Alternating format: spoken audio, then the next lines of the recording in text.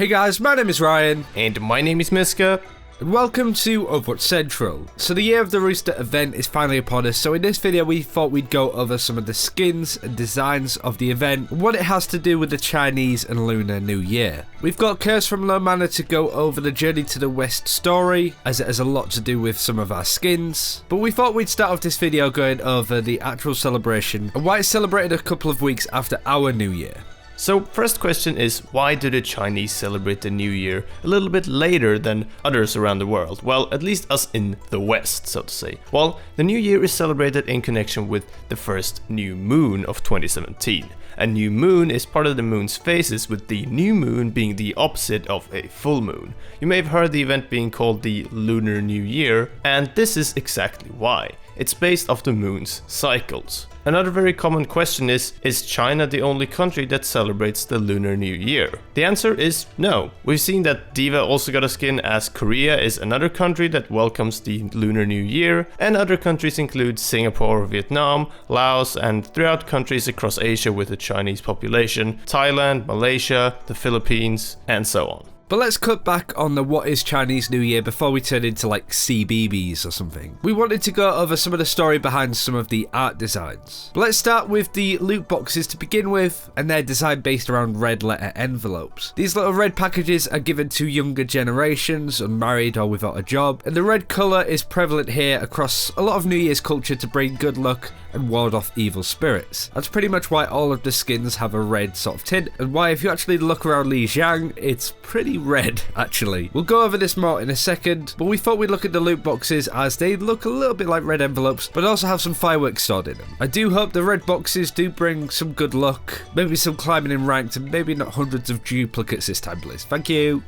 So what's with the love of red and fireworks then? So basically it's all to do with warding off evil spirits. After the main New Year's dinner, most families will stay up late during the night, and this is because in mythology there is a beast known as the Year. At the night of the New Year's Eve, the Year will come out to harm people, animals, and properties. Later people found that the Year is afraid of the color red, fire, and loud sounds, so of course fireworks were the perfect ward to keep the Year at bay. Now we have Curse again from Nirvana reading us a little bit of a bedtime story from The Journey to the West, which is a classic novel which inspired the Roadhog, Reinhardt, Zen, and Winston seasonal skins. So without further ado, kick back and enjoy.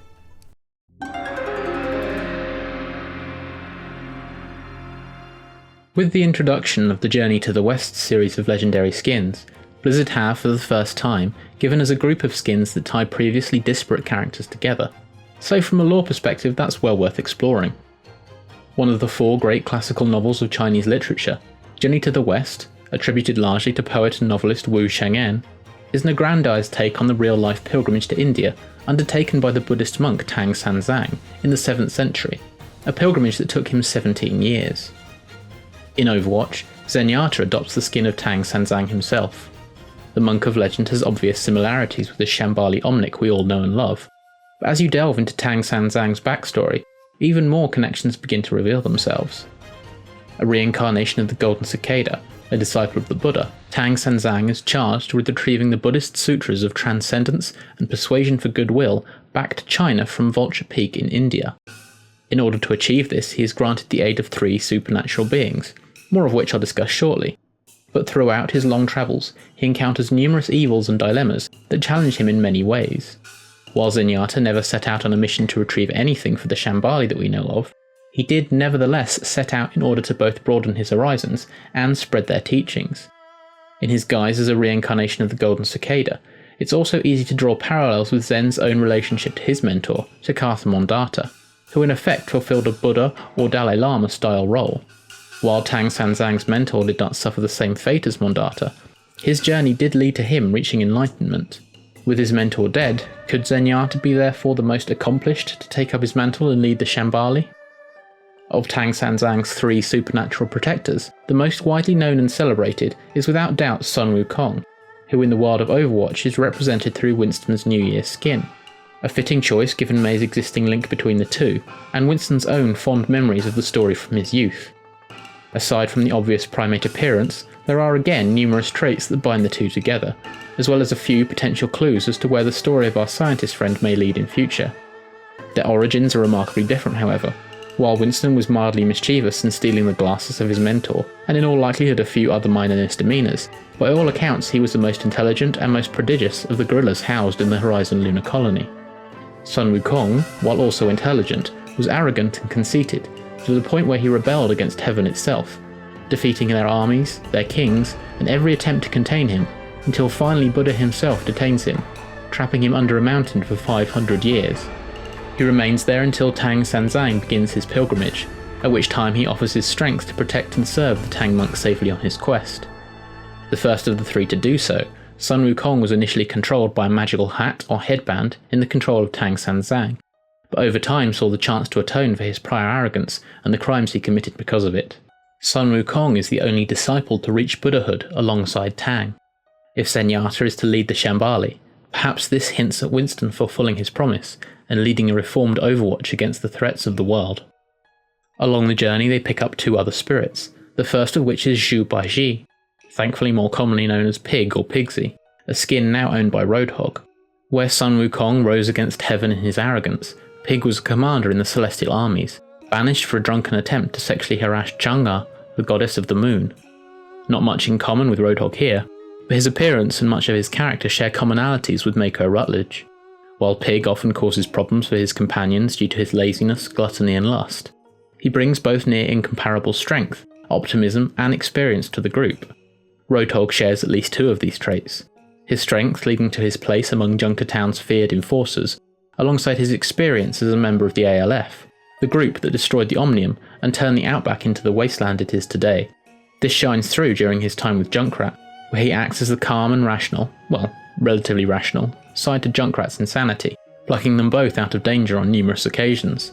Giving Roadhog Pig's rake weapon as his hook is a lovely touch, but it's difficult to see Mako redeem himself in the same way his legendary counterpart did. The final member of their party is Sha Wujing, the Sand Demon, represented by Reinhardt.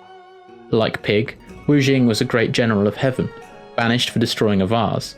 Whether by accident or in a fit of rage differs depending on the storyteller, but he was banished to live his life hiding in a river from a daily onslaught of 7 swords seeking to stab him through the chest. The arrival of Tang Sanzang and his subsequent commitment to protecting him changed Wujing from a man-eating demon to the most loyal, kind-hearted and obedient of the 3 disciples. It is these traits that he shares with Reinhardt, who we already know to have been one of the most steadfast and trustworthy members of Overwatch from its very beginning through to the bitter end. And even now he wanders the world in search of those in need. Ironically, Wujing was the least talented of the 3 in fighting terms, not an accusation that could be levelled at Reinhardt. As for what these could hint at for the future of the characters, it is hard to say. The only 2 that we know have met are Winston and Reinhardt, and while I can see the former forces of Overwatch aligning with the overall philosophy of the Shambali, it may require something extraordinary to bring them together in the manner of Tang Sanzang and his disciples.